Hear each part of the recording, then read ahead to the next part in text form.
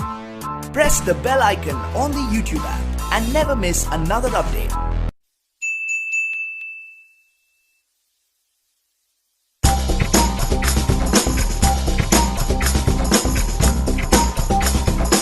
नमस्कार, मैं प्रभात सिंह आप लोगों के बीच आज अम्ल क्षार एवं लवण क्लास 10th NCERT के सेकंड लेसन पार्ट 2 को लेकर उपस्थित हूँ। तो हम लोग देखते हैं कि अम्ल और क्षार की प्रबलता।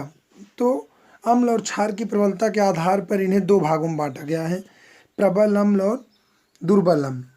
ठीक है, strong acid and weak acid. Strong acid कौन है? वे अम्ल जो अपनी जो जलीय विलयन में शीघ्रता से H+ आयन मुक्त कर देते हैं या जो जलीय विलयन में पूर्ण रूप से आयनित हो जाते हैं उन्हें प्रबल अम्ल कहते हैं। ठीक है, प्रबल अम्ल की श्रेणी में सबसे प्रबल नाइट्रिक अम्ल HNO3, उसके बाद HCl और उसके बाद H2SO4 भी है। बहुत सारे प्रबल अम्ल हैं। उसके बाद देखते हैं दुर्बल अम्ल कौन है? जो शीघ्रता से आयनित नहीं होते हैं या शीघ्रता से H+ आयन मुक्त नहीं करते हैं, वह दुर्बल अम्ल हैं। जैसे आप लोग देख रहे हैं कि एस्टिक एसिड है। ठीक है, उसके बाद हम लोग बात करते हैं प्रबल क्षार। तो उसी प्रकार जैसे हम लोग उसमें लगाते हैं कि H+ आयन मुक्त करते हैं, तो ऐसे इसमें OH- आयन मुक्त करते हैं। तो देखते हैं हम लोग कि जो अम्ल जलीय विलयन में पूर्ण रूप से आयनित हो जाते हैं और OH- मतलब हाइड्रोक्साइड आयन मुक्त करते हैं, उन्हें प्रबल अम्ल कहते हैं। तो प्रबल अम्ल कौन है? यहाँ पे सोडियम हाइड्रोक्साइड है, उसके बाद पोटेशियम हाइड्रोक्साइड है। दुर्बल अम्ल की बात की जाए तो जो शीघ्रता से हाइड्रोक्साइड आयन मुक्त नहीं करते हैं या पूर्ण रूप से आयनित नहीं होते हैं। आयनित होने का मतलब यहाँ पे है धनायन और ऋणायन का बनना। ठीक है, तो जो नहीं बनाते वो क्या कहलाते हैं? दुर्बल क्षारक कहलाते हैं। ठीक है, दैनिक जीवन में पीएच का महत्व क्या है? दैनिक जीवन पीएच का महत्व क्या है? तो हम लोग एक चीज़ याद रखिएगा कि हर एक जीव है, जो भी जीव हैं उनके बॉडी के जो लिक्विड पार्ट हैं ये वो सब एक मतलब उसमें क्या होता है कि एक निश्चित, चाहे वो एसिडिक नेचर के हों चाहे बेसिक नेचर के हों, तो एक लेवल में उनके बॉडी का एक मेंटेन लेवल होता है, पीएच लेवल होता है, स्तर होता है, या अम्लीय होंगे क्षारीय होंगे। ठीक है, उसी स्तर पे ही बॉडी सर्वाइव कर पाती है। अगर उससे लो हुआ तब ऑटोमेटिक क्या हो जाएगा? बॉडी पार्ट काम करना बंद कर देंगे या कुछ समय बाद जीव की क्या हो जाएगी? मृत्यु हो जाएगी। ठीक है, जैसे आदमी की बॉडी पार्ट का जैसे पीएच है 7 pH के नीचे उतरता जाएगा, ऑटोमेटिक का हार्ट फेल या बहुत सारे प्रॉब्लम बॉडी में होने लगती है। तो हम लोग देखते हैं कि पौधे एवं पशु दोनों ही क्या होते हैं? पीएच के प्रति क्या होते हैं? संवेदनशील होते हैं। ठीक है, शरीर 7 से 7.8 के बीच कार्य करता है। इसी के बीच प्राणी जीवित रह सकता है। इससे कम या ज़्यादा होने पर उसकी क्या हो जाती है? मृत्यु हो जाती है। जैसे पाचन तंत्र में जैसे मनुष्य के पेट में HCl पाया जाता है। आप छुएंगे तो जल जाएंगे, लेकिन आपके पेट में पाया जाता है। ठीक है, हमसे एक क्वेश्चन पूछा गया था कि सर HCl पेट में पाया जाता है और कैसे पेट पहुंचता कैसे? तो आप बता दें, जो बॉडी में जो हम लोग भोज्य पदार्थ ग्रहण करते हैं प्लस NaCl साल्ट नमक ग्रहण करते हैं। ठीक है, तो उसी पदार्थों के मिक्सर से, उसी केमिकल रिएक्शन के बाद ही HCl निर्माण होता है आमाशय में, स्टमक में। ठीक है, आगे देखते हैं पीएच परिवर्तन कारण। जैसे मुंह के पीएच का मान 5.5 से कम होने पर दांत का क्षय होने लगता है, अर्थात दांतों के इनेमल कैल्शियम फास्फेट बना होता है और यह शरीर का सबसे कठोर पदार्थ है और ये धीरे धीरे जल में घुलने लगता है। इसका मतलब यह हुआ कि यदि आप 5.5 के पीएच से कम करेंगे तो आपके जो दांत हैं मुंह का पीएच, क्योंकि बॉडी का अलग अलग, जैसे मान लीजिए मुंह के में जो पीएच मान अलग उसकी होता है, उसके अलावा लीवर में जो होता है, जो स्टमक वर्क करता है उसका पीएच मान थोड़ा अलग होता है। ठीक है, और ब्लड का पीएच, क्योंकि बॉडी की बात की ब्लड की जाती है, क्योंकि ब्लड इंटरनल क्या है। ठीक है, सेपरेट बॉडी के पीएच कितना अलग अलग होता है। ठीक है, तो बात करते हैं क्या कह रहे हैं? इनेमल कैल्शियम सबसे कठोर पदार्थ है शरीर का। ठीक है, उसके बाद पशु एवं पौधों द्वारा उत्पन्न रसायनों में आत्मरक्षा करने जैसे मधुमक्खी में होता है, फार्मिक अम्ल है। ठीक है, स्नेक में आप लोग देखते हैं टॉक्सिक अम्ल पाया जाता है। ठीक है, अब आ जाते हैं हम लोग प्रयोगशाला विधि में। प्रयोगशाला विधि कैसे क्वेश्चन आएगा, इससे पूछ लेगा साधारण नमक बनाने की प्रयोगशाला विधि बताइए। तो आप लोग ध्यान दीजिए, साधारण नमक कह रहा है, ठीक है। तो यह NaOH तथा HCl के संयोग से प्राप्त होता है, इसे हम भोजन में उपयोग करते हैं, ठीक है। जैसे NaOH प्लस HCl, हम लोग अभी इसको देखे थे, अम्ल क्षार रिएक्शन करा के लवण बनाते थे तथा जल बनता था। समुद्री जल में कई प्रकार के लवण घुले रहते हैं, इनमें से NaCl को पृथक किया जाता है। साधारण नमक रसायनों का कच्चा पदार्थ है।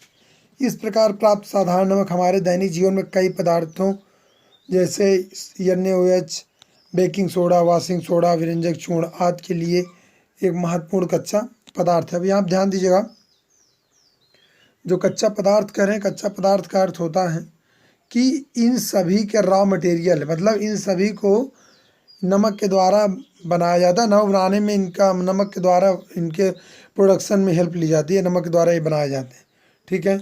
इसके बाद आ जाए सोडियम हाइड्रोक्साइड में। सोडियम हाइड्रोक्साइड या कास्टिक सोडा करके आता है, ठीक है।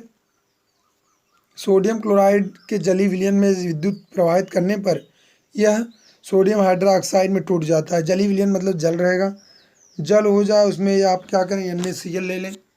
NaCl लेने के बाद जब आप क्रिया कराएंगे तो आप देखेंगे आपको कास्टिक सोडा, क्लोराइड तथा H2 क्लोराइड प्राप्त हो जाता है। यहाँ पे मिस्टेक हो गया है, ठीक है, क्लोराइड प्राप्त होता है, क्योंकि बैलेंसिंग करके हम लोग देखें तो दो, यहाँ पे H2 होना चाहिए, क्योंकि यहाँ आप देखिए कि 2 दूनी 4 H है, तो 4 में से 2 H तो यहाँ पर आ गए, क्योंकि अणु संख्या मतलब 2 है और 2 H बच के यहाँ पे H2 होगा, ठीक है। विरंजक चूर्ण बात करते हैं। विरंजक चूर्ण किसे कहते हैं? जलीय सोडियम क्लोराइड के विद्युत अपघटन से क्लोरीन का निर्माण होता है, इसी का प्रयोग करके विरंजक चूर्ण प्राप्त किया जाता है। बुझे हुए चूने पर, ये इसको याद कर लीजिएगा, यहीं से ये मेन बात कहते हैं क्या कि बुझे हुए चूने पर जब क्लोरीन गैस प्रवाहित की जाती है तो विरंजक चूर्ण तथा जल प्राप्त होता है। क्या प्राप्त होता है? विरंजक चूर्ण तथा जल प्राप्त होता है। फार्मूला देखिए, calcium hydroxide plus Cl2 एरोमोनिक CaCl2 plus H2। आगे बात करते उपयोग। उपयोग क्या क्या है?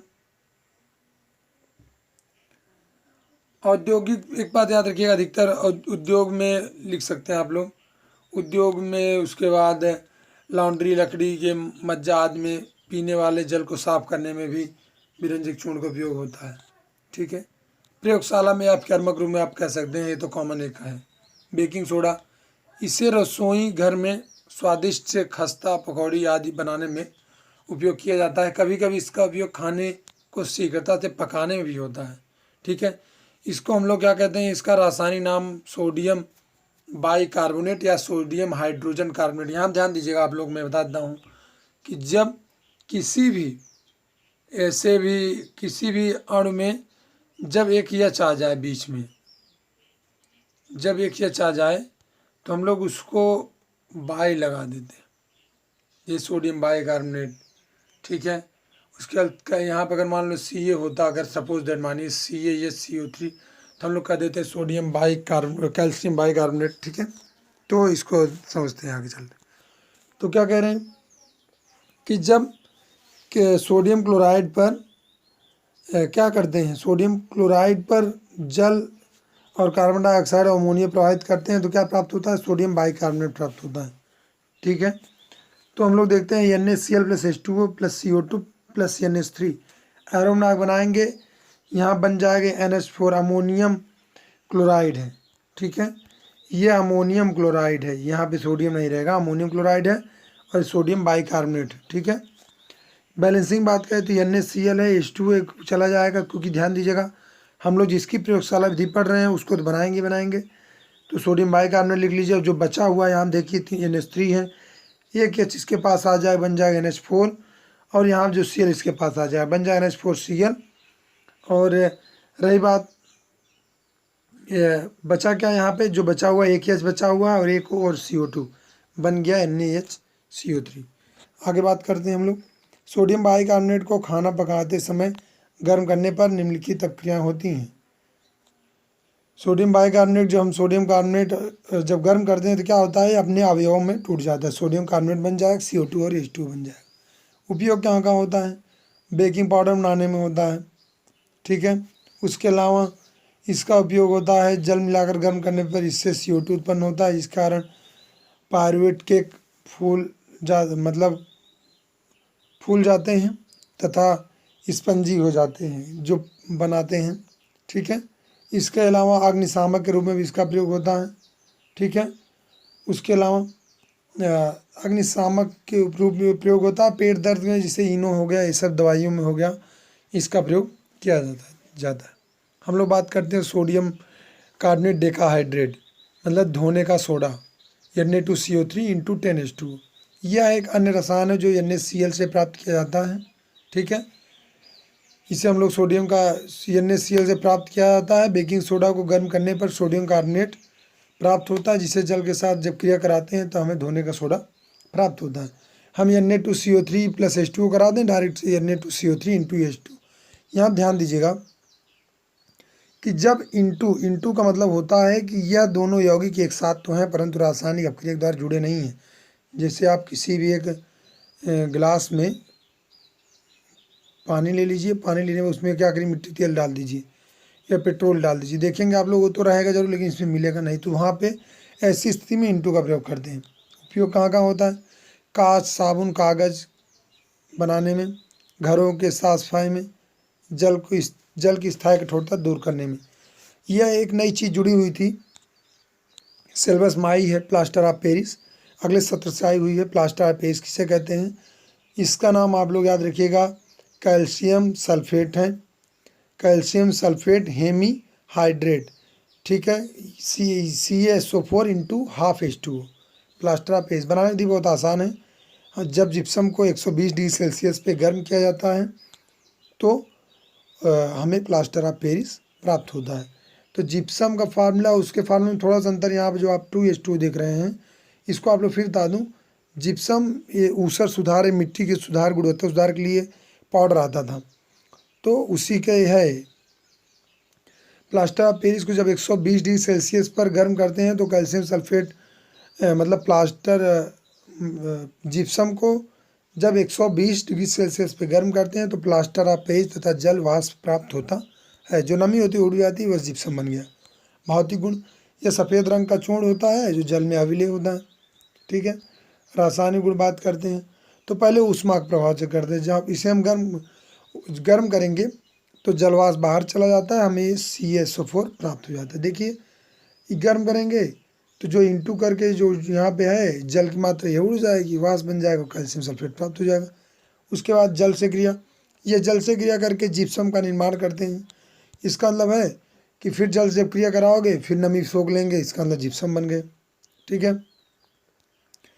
उसके बाद बात की जाए उपयोग, खिलौने बनाने में होता है, शल्य चिकित्सा में होता है, जैसे टूट फूट मरम्मत के लिए, मूर्तियाँ बनाने में होता है, दांतों निर्माण करने में होता है, दीवारों को चिकना बनाने में होता है, अग्निशामक के रूप में इसका प्रयोग भी होता है, ठीक है। तो आज आपका सेकंड लेसन अम्ल, क्षार एवं लवण समाप्त हो चुका है। हम लोग next session third lesson discuss करेंगे।